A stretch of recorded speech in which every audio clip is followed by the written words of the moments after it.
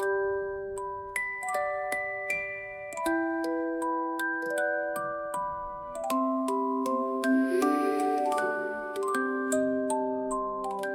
carried a little wooden stage and performed our stories wherever we went. You brought the puppets to life while I gave them voices beside you.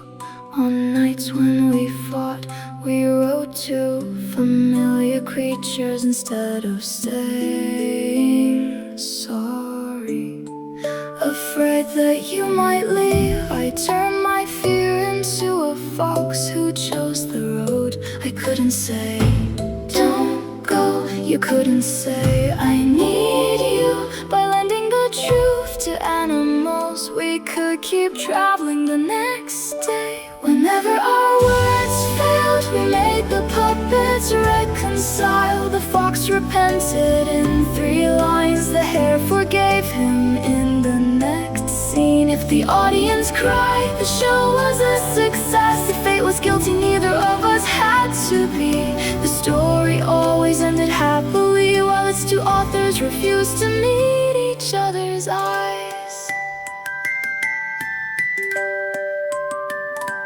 After you disappeared, the girl assembled the stage alone. Her own puppet rested in one hand, while the other carried your part. The wood weighed exactly as before, yet your figure had somehow become heavier. She remembered every line and could imitate your voice, but performing for 2 could never give her another breath. We never learned to hate each other. We only feared becoming a burden, and our restraint looked too much like goodbye.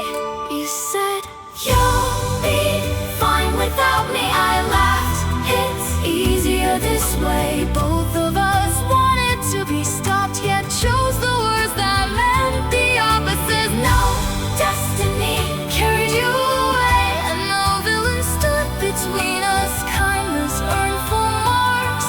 Communication failed the class. A puppet can return once its strings are tied again.